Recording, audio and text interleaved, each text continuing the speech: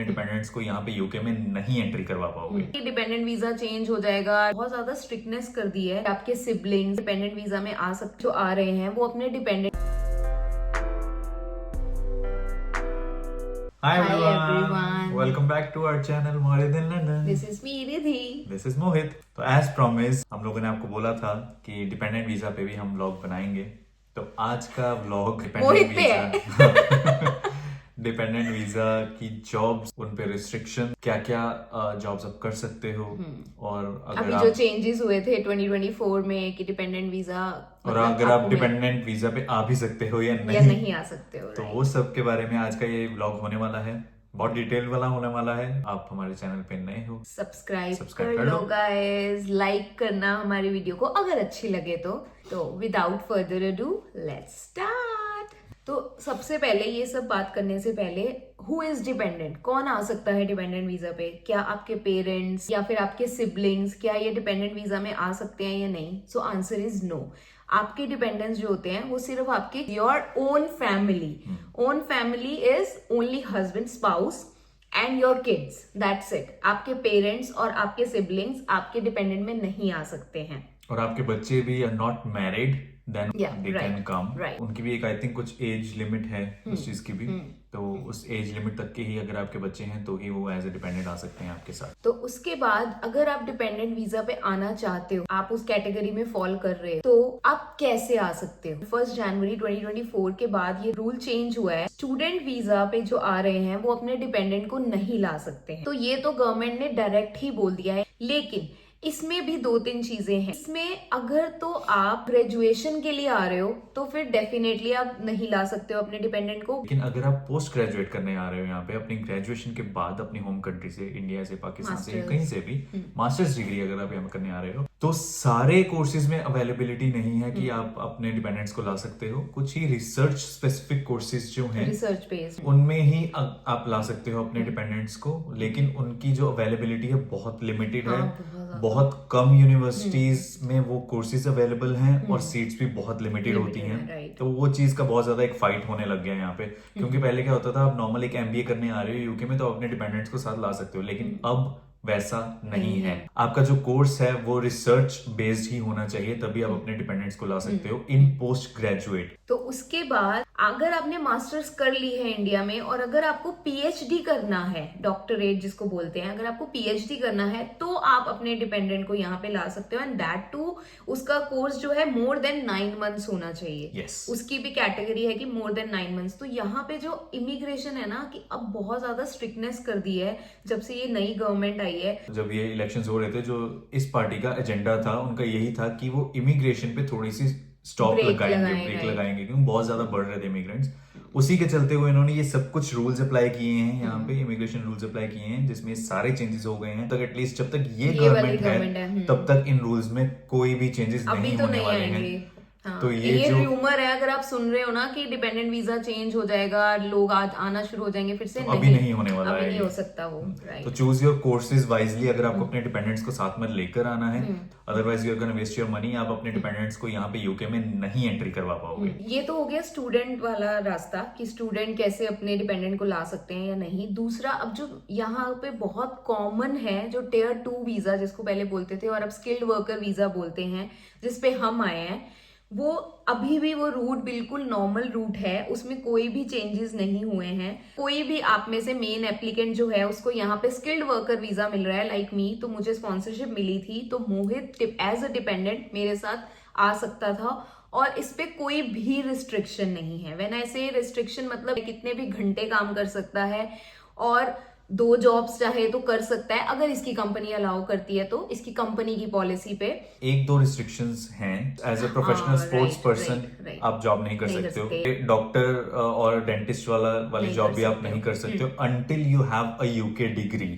अगर as a dependent you have a UK degree तो ही आप इन 2 प्रोफाइल्स में भी काम कर सकते हो, otherwise you can not work as a dentist और डॉक्टर एज वेल। तो ये 2-3 रिस्ट्रिक्शंस हैं।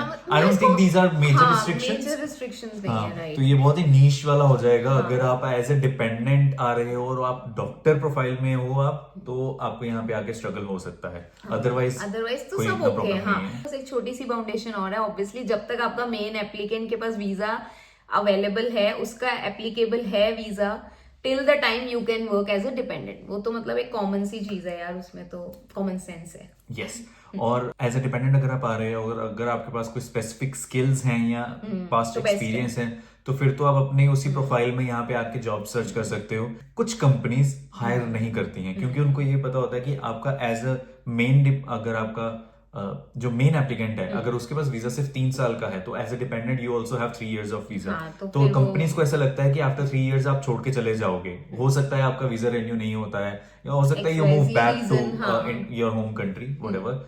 तो कुछ कुछ कंपनीज थोड़ा हेजिटेंट होती हैं एज ए डिपेंडेंट आपको हायर करने में, otherwise most of the companies हाँ, इतना बॉदर नहीं हाँ। करेंगे। और जब इस चीज को प्रूव कैसे करना है, हाँ। यहाँ पे एक शेयर कोड होता है, गवर्नमेंट की वेबसाइट पे जाके आप शेयर कोड अपना जनरेट कर सकते हो। Right तो to उसमें right to work share code होता है वो, तो उसमें वो आपकी सारी डिटेल्स आ जाएंगी कि आप कितनी डेट तक का आपका वीजा वैलिड है और इतने डेट तक आप यहाँ पे काम कर सकते हो। तो वो आपको शेयर कोड अपनी कंपनी के साथ शेयर करना होता है। दे विल वेरीफाई कि हाँ यूके गवर्नमेंट की वेबसाइट पे आप रजिस्टर्ड है आपका वीजा, दैट्स इट। उनको और कुछ मैटर नहीं करता है कंपनी। सो इसके बाद आता है how do we get a job as a dependent. तो मतलब आप जहां से भी आ रहे हो, फॉर एग्जांपल आप इंडिया से आ रहे हो, तो इंडिया में बैठ के ही एज अ डिपेंडेंट क्या आपको जॉब मिल सकती है? तो आंसर इज यस। हाँ ऑब्वियसली यार बहुत स्ट्रेसफुल होता है।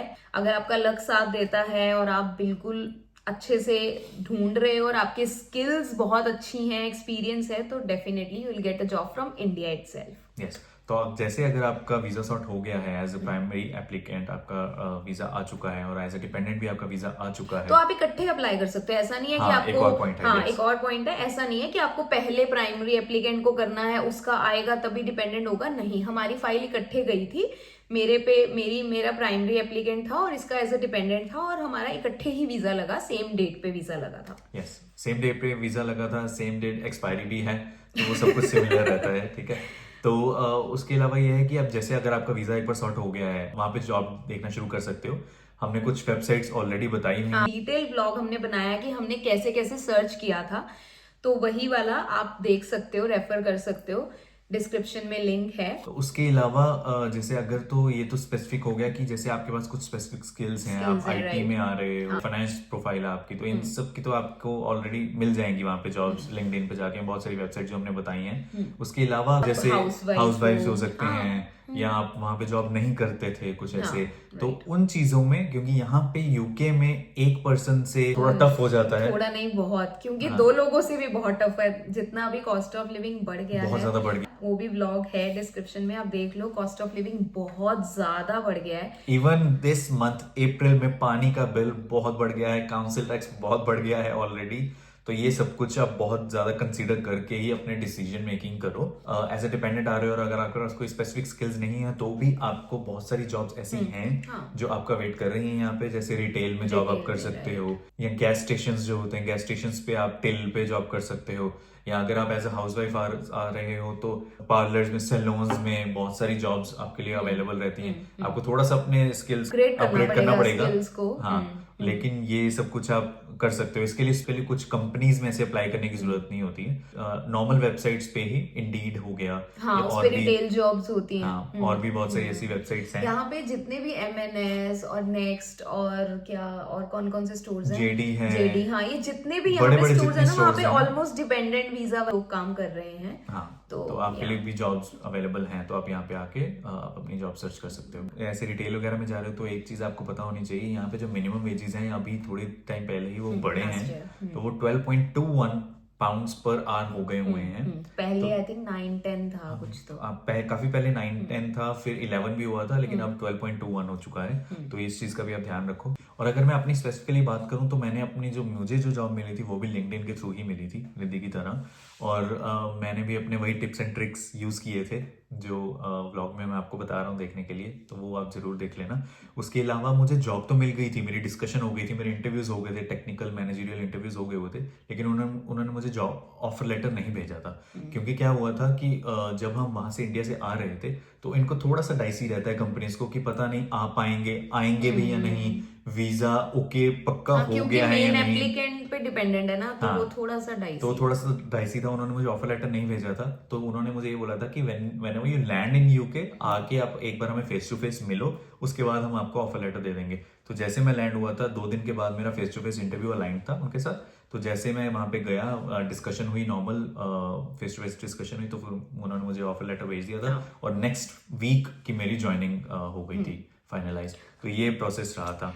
तो यार थोड़ा सा स्ट्रेसफुल होता है, ऐसा नहीं है कि यार आप सोचो कि हाँ जॉब मिल गई थी तो बेस्ट था। टेंशन हमें बहुत थी टिल द टाइम उसको ऑफर लेटर नहीं आया था, क्योंकि ऑफर लेटर के बिना आप यार कुछ भी एज्यूम मत करो कि आपको जॉब मिल गई है। तो अगर आपको वहां से जॉब नहीं मिली है, even if you have proper skills, तो दैट्स फाइन, डोंट वरी। आप यहाँ आके अपनी जॉब सर्च करो। Meanwhile I would suggest, meanwhile जैसे अगर आपको अपनी स्किल में जब तक आपकी जॉब नहीं मिलती है तब तक आप बहुत सारे कुछ और चीजें कर सकते हो। रिटेल में देख सकते हो जॉब, या वही जो मैंने आपको बताया, कुछ तरह की आप अलग तरह की जॉब्स कर सकते हो जस्ट टू सर्वाइव।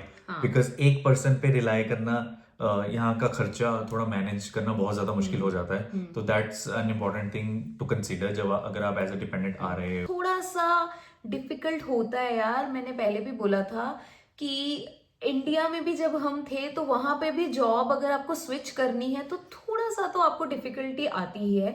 यहाँ पे भी वैसा ही है, सीवी और कवर लेटर और ये सब चीजों का आपको ध्यान रखना है, तो ब्लॉग देख लो आप उसके लिए। और उसके अलावा लास्ट चीज जो है, हमने स्टूडेंट की बात कर ली, स्किल्ड वर्कर वीजा की बात कर ली, हेल्थ केयर में भी कुछ चेंजेस हुए हैं। पहले क्या होता था, हेल्थ केयर वर्कर्स जितने भी थे, जैसे हेल्थ केयर और सीनियर हेल्थ केयर वर्कर्स, वो भी डिपेंडेंट ला सकते थे, कोई रिस्ट्रिक्शंस नहीं थी।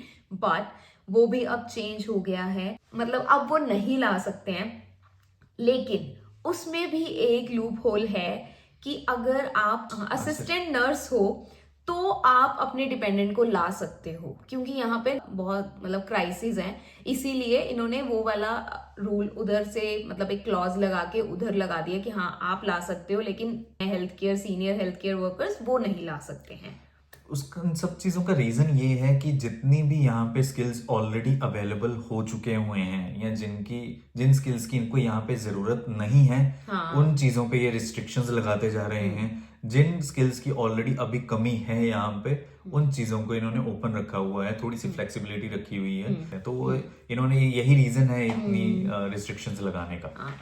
तो all and all in summary हम यही बताएंगे कि अगर आप एज अ डिपेंडेंट आना चाहते हो और अगर आप प्लान भी कर रहे हो इन फ्यूचर में भी कि हाँ हम जाएं यूके, तो this is the right time. आप प्लान अब कर लो फाइनल, क्योंकि अभी भी सोचो मत, यहाँ पे जो इमिग्रेशन रूल्स है ना वो डे बाय डे आगे बहुत सारे बहुत चेंजेस आने वाले हैं, किसी को भी नहीं पता है आगे क्या होने वाला है। अगर आप सोच रहे हो कि कुछ बेटर हो जाएगा with in a couple of month, years और मंथ्स, ऐसा कुछ नहीं होने वाला है, और वर्स हो सकता है, बट अभी कुछ भी बेटर नहीं होने वाला है। तो इसी के साथ हम अपना ये आज का व्लॉग खत्म करते हैं। I hope it was helpful. अगर कुछ आपकी क्वेरीज हैं तो आप कमेंट कर सकते हो, या आप इंस्टाग्राम पे भी हमें फॉलो कर सकते हो और वहां पे भी अपने क्वेश्चंस डीएम कर सकते हो। तो हम वहां पे भी जल्दी से जल्दी आंसर करने की कोशिश करेंगे। लाइक करो, शेयर करो, सब्सक्राइब करो हमारे चैनल को गाइस, मोटिवेशन दो। और अगर कुछ स्पेसिफिक टॉपिक अगर आपको जानना है तो हम उस पे भी अपनी वीडियो बनाने की जरूर कोशिश करेंगे। Right. So thank you so much for watching, bye.